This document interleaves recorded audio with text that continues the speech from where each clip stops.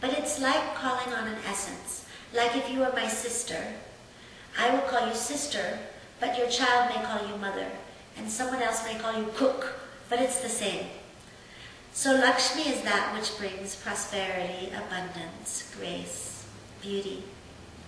So I decided, I didn't really decide here it said chant to Lakshmi, like so I wouldn't be so afraid of wealth. And I had a number in my head, how much money I thought I would want to make by the end of the year. Not here, but here. My head said that's impossible, because I was just being an artist, not really pursuing. Anyway, I chanted a whole lot, a mala of Lakshmi, a lot of Lakshmi prayers. Immediately, I guess it was that day, I received a call from the Cirque du Soleil asking for me to be in their production, which was, they told me, the largest and most sold-out show, one of them in the world, and I was to be the lead singer. For me, where I was at, suddenly to be taken here, was like a miracle. So it seems to me that the true nature of human, in the very core, behind, is love, is energy. But it's not just random energy. Something of love brought us into existence. Something that said, I want to see this beauty in form. And the reason I say that it's love is even though, of course, there are wars, people do horrendous and painful things. When people feel truly safe and truly loved, what they shine forth is always love. When the body and mind are relaxed, what comes forth is always love. So I call it love, but that is also what I call God or Buddha nature. It's all the same. I feel like my mission here is actually to love, to be and express love. And in terms of the path, the medium of that is the voice. So I find that most people feel that there's something wrong with their voice, something not quite good enough. When they find that their voice is actually just perfect instrument of the divine, it's like it translates it to the whole rest of the being. You see?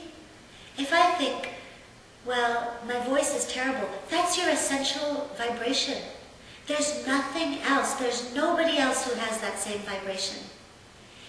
If we think that that's bad, then we think ourselves are bad. But God, divine nature, Buddha nature is not bad. So I find that when we can find the beauty in our voices and the love in our voices, actually it affects all the rest of us as well. The body, the mind, how we see ourselves, how much we can love and serve the world. When you ask me, what is my purpose? What I always feel that comes is to sing us awake to who we are. To sing us awake to our innocence, to our love, to our perfection, even in the seemingly imperfect humanity. You know, like we never say to trees, you know, that tree would be perfect if only it was straight. Especially in Japan, you don't say this. You don't say, oh tree, or to the bird, if your voice was just a little higher, you'd be perfect. We never say that. So if we can relax and sing ourselves awake to the fact that we are just as perfect as the trees, as the birds, then we remember who we are. We wake up to who we are. Well, as I said, my real purpose is to love. To love each other, to love myself, to love the divine in all. I believe we have a similar purpose, everybody. And in that love, when we love like that, we remember who we are. So perhaps the purpose of this apparent duality, this seeming like we seem so separate, that's so that we can actually experience loving and being loved. Then whatever form it takes, somebody may be a bookkeeper, but when they interact with people, there's so much kindness. Or they get to experience mastery as an athlete.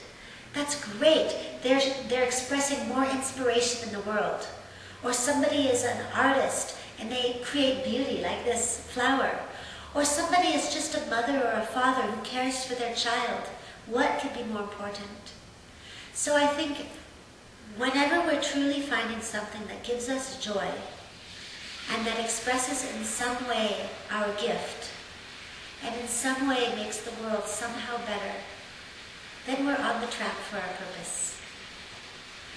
It doesn't have to be some grand thing that makes you famous. You might be a hair cutter, but you love to do it, and your clients are happy when you do it, and you feel like you're doing what you love to do with joy and with love, and it makes the world better, then maybe that's your purpose. So when I was a child, I remember believing in a heaven as a Christian, Hindu Christian. And I remember saying to my mother, wow, if it's so great when we forget the duality and we just feel united with God in heaven, let's do it now. Let's do it. And my mother was so Krishna, very oh no, please. And then there was a time for a long time where I didn't feel so much like if I keep the body, if I let the body go, it doesn't matter.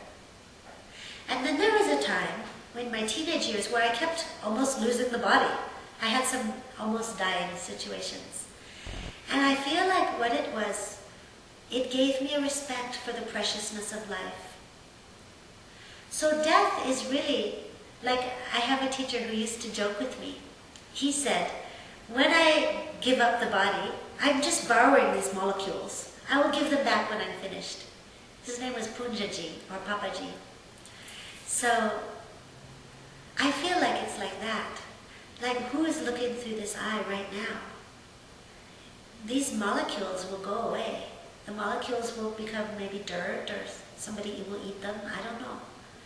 It's not the point.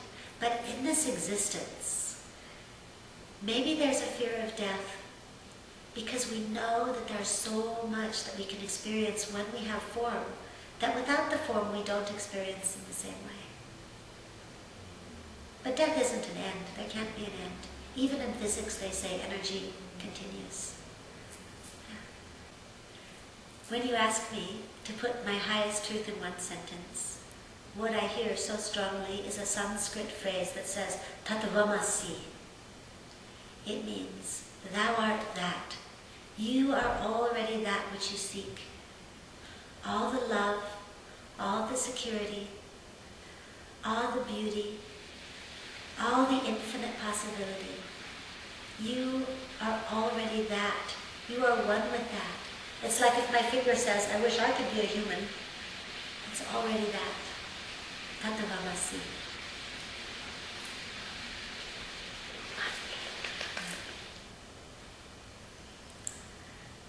Oh, divine Mother,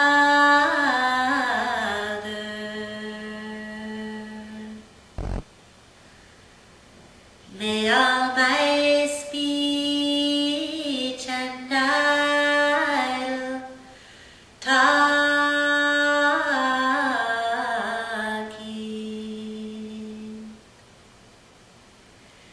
be mantra. All actions of my hands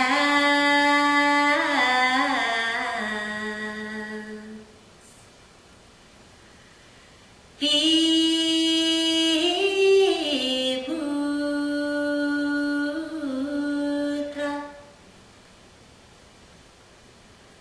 All eating and drinking be as offering of oblations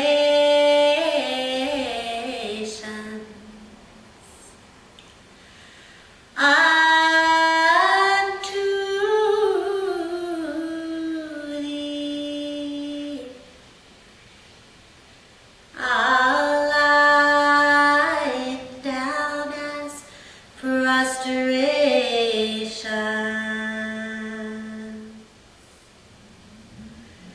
before thee. all pleasures be as dedicating my entire life unto thee. May everything I do, may everything I am be